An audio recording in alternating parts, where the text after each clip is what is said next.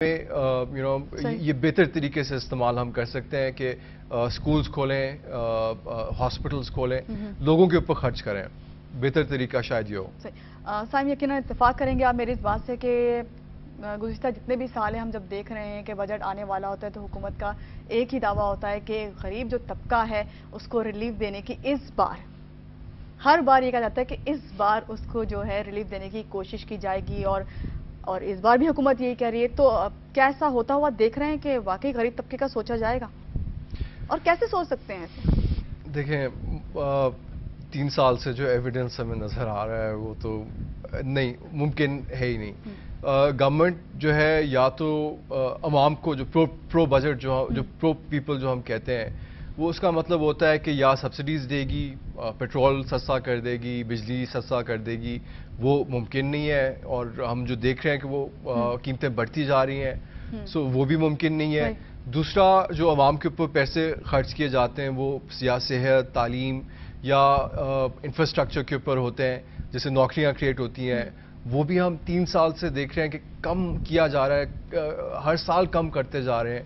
سو کس طرح آپ کہہ سکتے ہیں کہ یہ غریب عوام کے لیے بجٹ ہے؟ مجھے تو نہیں سمجھ آتی. اور وسائل بھی نہیں ہے گورنمنٹ کے پاس کہ وہ کر سکے. کم از کم یہ کر سکتی ہے کہ مہنگائی کم کر دے، کیونکہ مہنگائی کی سب سے بڑی وجہ یہ ہے کہ خسارے بڑھے ہیں، پیسے چھاپتے ہیں یہ اسٹیٹ بینک سے اپنا خسارہ پورا کرنے کے لیے اور اسے مہنگائی ہوتی ہے. صرف وہی کرنا بند کر دیں تو آئی تھنک اسی سے کچھ ریلیف مل جائے گی. آپ کا کہنا ہے کہ مہنگائی جو ہے صرف اس پہ ہی فوکس کر لیا جائے کہ اسے کم کر دیا جائے. بتائیں گے کہ کس طرح کم ہو سکتی ہے مہنگائی، کیونکہ ہر کوئی کہتا ہے اب اتنی آسمان سے باتیں کرنے لگ گئی کہ اس کو نیچے لانا تو بہت مشکل ہو گیا. دیکھیں اس کا سب سے جو آسان طریقہ ہے وہ یہی ہے کہ گورنمنٹ جو ہے وہ اپنے خسارے کنٹرول کر سکے. جو اسٹیٹ بینک سے پیسے جو یہ ہر 2-3 مہینے بعد چھاپتی ہے وہ روکے، اور اس سے جو ہے مہنگائی، کیونکہ جب منی سپلائی زیادہ ہوتی ہے اکانومی میں، انفلیشن جو اکنامک ٹرمینالوجی ہے، inflation is a function of money supply. اگر منی سپلائی زیادہ ہے، آپ کی جیب میں پیسے زیادہ ہیں تو آپ اور سیو نہیں کرنا چاہتے کیونکہ بینکس آپ کو نیگیٹو ریٹرنز دے رہے ہیں تو آپ پیسے خرچ کریں گے. جب زیادہ پیسے کم چیزوں کے پیچھے بھاگتے ہیں تو چیزوں کی قیمتیں بڑھ جاتی ہیں. سو بڑا لازمی ہے کہ یہ مہنگائی کو کنٹرول کریں اپنے خسارے کنٹرول کر کے. اور دوسری چیز یہ ہے کہ آپ سستی بجلی کسی طرح پروڈیوس کریں. بجلی 100% بڑھا چکے ہیں پچھلے 3 سالوں میں، جو کہ ایک ریکارڈ ہے پاکستان کے لیے بھی اور کسی دنیا میں بھی کبھی اتنی تیزی سے نہیں بڑھائے گئے ابھی تک. ہمیشہ نیگیٹو جو ہے ریکارڈ جو ہے قائم کرتا ہے پاکستان، چاہے وہ انرجی کرائسس ہوں چاہے وہ. سو آئی تھنک وہ ایک بڑا لازمی ہو گیا ہے کیونکہ ہماری انرجی پالیسی سب سے بڑا کویشچن مارک ہے. انرجی پالیسی خراب ہونے کی وجہ سے ہم دیکھ رہے ہیں مہنگائی بھی بڑھ رہی ہے.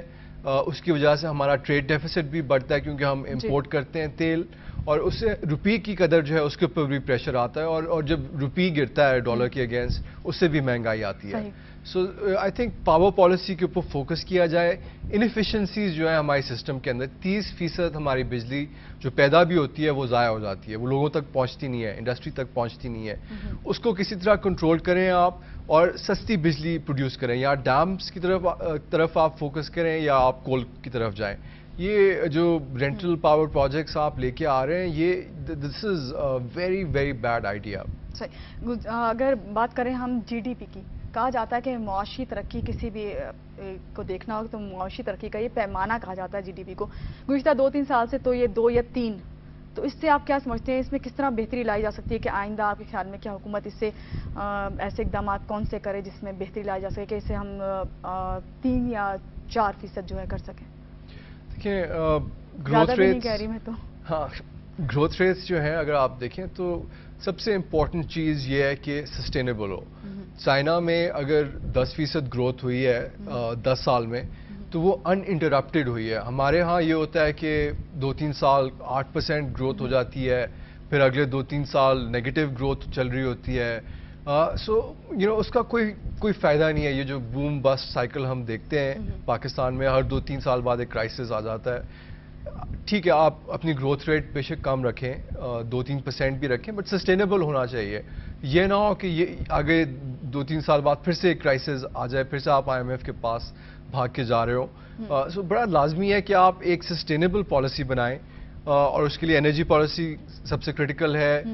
दूसरी चीज़ ये है कि आप महंगाई कम करें। अगर आपके मुल्क में 2% ग्रोथ होती है और 20% महंगाई होती है, तो फिर उसका क्या मतलब हुआ कि रियल टर्म्स में आपकी जो इनकम है वो कम होती जा रही है। सो महंगाई को किसी तरह कंट्रोल किया जाए। सो देन उसी सूरत में हम देखेंगे कि कॉन्फिडेंस बढ़ेगा, इन्वेस्टमेंट्स की जाएंगी हमारी इकॉनमी में। जो प्राइवेट सेक्टर है वो सेंटर स्टेज लेगा। जो 2003 से लेके 2007 तक जो हमने ग्रोथ रेट देखी थी 7% की, उसकी ड्राइविंग फोर्स जो है प्राइवेट सेक्टर था। प्राइवेट सेक्टर ने नई इन्वेस्टमेंट्स की, टेलीकॉम सेक्टर देख लें, आप ऑयल एंड गैस सेक्टर देखें। ग्रोथ उसके बाद हमें अब तक हम देख रहे हैं कि जो हालात हैं। सो प्राइवेट सेक्टर को फोकस करना चाहिए कि वो किसी तरह आके इन्वेस्टमेंट्स करे। गवर्नमेंट को बिजनेस में नहीं होना चाहिए। गवर्नमेंट को चाहिए पीछे जाए, प्राइवेटाइजेशन करे अपनी स्टेट एंटरप्राइजेस की, एंड जितना ज़्यादा जो है बैंक से बोरोइंग कम करेगा, उतना ज़्यादा क्रेडिट जो है हम प्राइवेट सेक्टर को दे सकते हैं। हम बात कर रहे हैं बजट की, और हम ये बात कर रहे हैं कि एक बजट जो है एक आम आदमी पे कितना असरअंदाज होता है। क्यों ना थोड़ी सी हुकूमत की बात कर लेते हैं कि हुकूमत जब बजट को सामने लेकर आ रही होती है और उसने देना होता है, हमारे सामने पेश करना होता है, तो किस किस्म की उनको भी मुश्किलात का सामना करना पड़ता है? क्या समझते हैं? देखिए, गवर्नमेंट के पास बहुत कोई आसान होता है कि बजट बना दिया बस और पेश कर दिया उसको, और इसी वजह से आज हम इस सिचुएशन में हैं जहाँ पे हम हैं। देखिए, हमारी गवर्नमेंट जो है, अगर मैं कहूँ कि अंधी है और बहरी है तो बिल्कुल सही होगा, क्योंकि उनके पास ना स्टेटिस्टिक्स हैं, आबादी का उनको पता नहीं कि इस मुल्क में आबादी कितनी है। उनके एस्टिमेट्स वेरी करते हैं 160 मिलियन से लेके 180 मिलियन तक की। इनको ये नहीं पता कि लोग कितनी आवाम गुर्बत में रहती है। उसके बारे में कोई इस वक्त डेटा या स्टेटिस्टिक्स अवेलेबल नहीं है। तो जब आपको पता ही नहीं है कि आपकी जो टारगेट ऑडियंस है वो है कौन, वो किस सिचुएशन में है, उनके मसाइल क्या हैं, तो आप किस किस्म का बजट कर सकते हैं?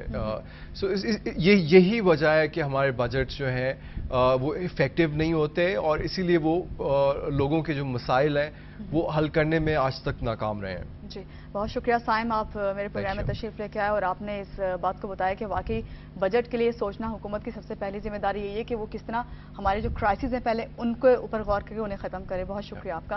और नाज़रीन, आपसे यहाँ पे मैं कहूँगी कि बजट आने में अभी 2 हफ्ते बाकी हैं, और अब देखना यह है कि इस साल क्या होगा। क्या पहले माजी जैसे ही हाल होगा, या अवाम जो है का सोचा जाएगा? इस बार हुकूमत अवाम का सोचेगी या हमारे ऊपर मजीद बोझ डालने जा रही है? ये देखेंगे बजट आने पर आज से 2 हफ्ते के बाद। इसी बात के साथ महानूर सैयद को दीजिए इजाज़त। अल्लाह हाफ़िज़।